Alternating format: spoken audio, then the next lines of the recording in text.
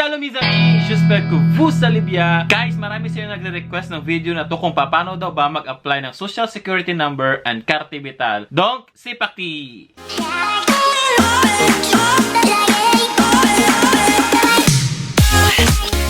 So, ano ba yung Carte Vital? So, yung Carte Vital is a form of health insurance. And also, dito sa Carte Vital, naka-indicate dito ang iyong name, tsaka ang pinaka-importante, ang Social Security Number mo. Sino-sino ba ang pwede mag-apply ng Carte Vital? Ang mag-apply ng Carte Vital ay yung merong recipe at ng Carte Séjour. Lahat ng may papel ang pwedeng mag-apply ng Carte Vital. But for some instance, dahil syempre, mahirap magpa-declare sa employer pag wala tayong Social Security Number. Mamaya, pag-uusapan natin, pagkatapos ko explain kung paano mag-apply ng Carte Vital, i-explain ko naman kung paano kumuha ng Social Security Number kahit wala ka pang papel dito sa France. Okay, I will discuss the list of requirements na kailangan nyong isubmit para makapag-obtain ng Carte Vital. Okay, first requirements, of course, your Carte Séjour o yung inyong recipe.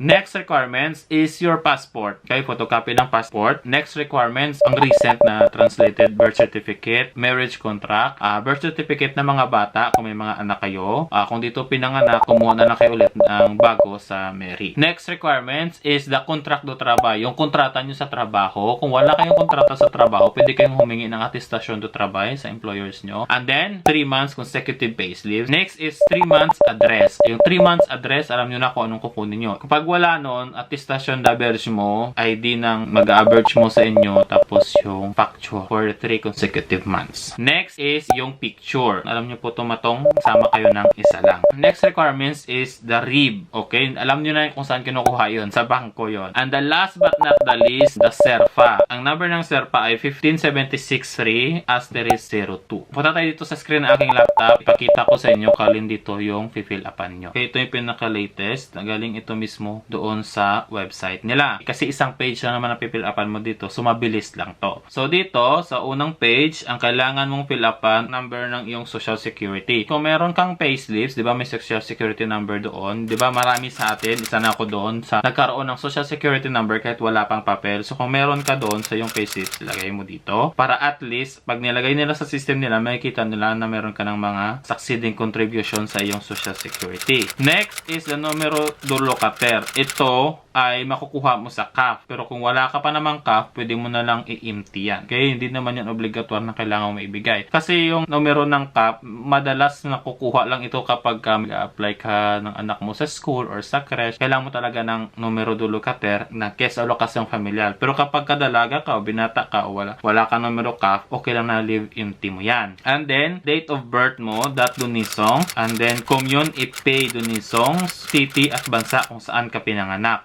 Next is nationality. So, ilagay mo dito, outre. Okay, sa others ka pupunta. Kasi, ilalagay mo dyan, Philippines. And then, yung recent address mo. Ilalagay mo dito, kompletong address. And then, yung code postal. And then, yung mobile number mo. So, ilalagay mo. And then, dito, ang iyong email address. Ito kapag wala kang address. Pero, imposible naman sa case natin, lahat naman tayong may address. So, normally, wala na to. And then, sa letter B, situation du demandeur au regard de l'emploi. Activity professional. Ito, so ilalagay mo dito kung ano ang trabaho mo kapag wala kang trabaho or others. And then, kung kailan ka dumating dito sa France. And then, attestation sur l'honneur accompli par le demandeur. So, ilalagay mo dito, fit kunwari, Paris, and then date, and then signature mo. So, yun lang yung form, di ba? Isang page lang siya, ganun lang kadali. Ang next page niya, nandito nakalagay yung mga list of requirements na sinambit ko na sa inyo bago ko pinakita itong form.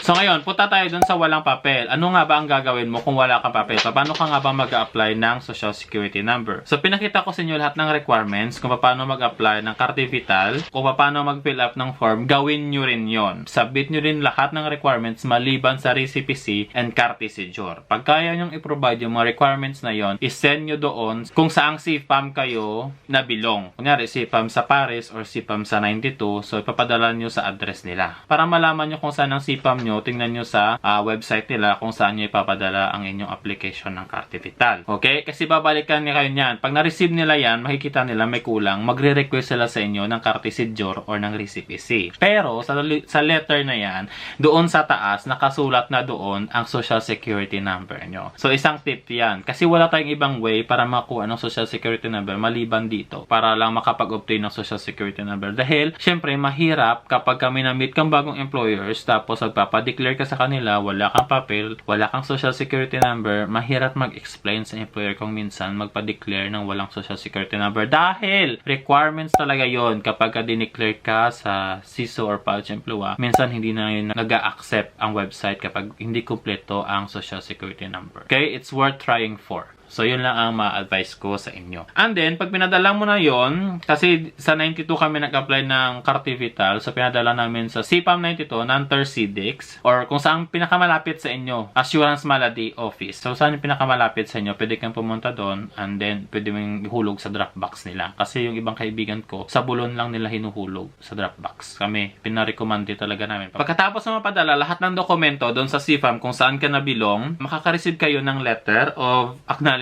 na na-receive nila ang inyong application. Tulad nito, nakalagay dyan yung mga list of requirements na kulang pa na kailangan nyo i-submit sa inyo. I-submit nyo lang ng i-submit guys lahat ng mga kailangang requirements para makuha nyo ang inyong Cartivital. So, patience is a virtue. Kailangan nang talagang asikasuhin natin itong mga dokumento na to dahil kapag papatay-patay tayo dito, walang mangyayari sa atin. Ngayon, kapag kakompleto ang dokumento nyo tapos nasuri na nila, na-accept na nila lahat ng dokumento, makaka-receive kayo ng isang letter na nagsasabing success ang inyong application. Mag-antay kayo ng isa pang sulat. So, yung sulat na antayin nyo ay ito. Ganito ang mukha. Yan ang mukha ng sulat na ipapadala sa inyo kapag kompleto na ang inyong dokumentong pinadala. So, ano ba mga nakasulat dito? So, sa number 1, kailangan mong i-verify kung yung nakasulat ba dito na spelling ng iyong pangalan, apelido, tsaka ng iyong address ay tama. Pag mali, kailangan nyong i-correct dito sa baba. Pag may mali dyan, kailangan nyong lagyan ng correction sa tabi niya. And then, pangalawa ay picture. I-dedicate nyo dito. So, galing sa photomaton yan. Diba? Or kung saan man kayo magpapapicture. So, dito nyo i-dedicate yan. Actually, may parang sticker na yan dyan. Natanggalin nyo na lang. Tapos, i-dedicate nyo dyan yung picture. And then, sa side niya, kailangan nyo lang permahan. And then, sa number 3, photocopy ng iyong Cartisidjor or ng iyong Recipe-C. Okay? And then, yung number 4, kailangan nyong pagsamahin to. Tapos, yung photocopy ng iyong Cartisidjor at ipadala pabalik. So, may kasama na siyang ganito din na envelope. Lalagyan nyo na lang ng sticker. Tapos, may address na doon naka-indicate. Tapos, ihulog nyo na lang doon sa yellow box ng La Poste. So, ilang linggong pag-aantay, makakatanggap kayo ulit ng isa pang letter na naglalaman nito. So, ito yung Cartivital. Kailangan nyo din ipa-update yan sa mga pharmacies.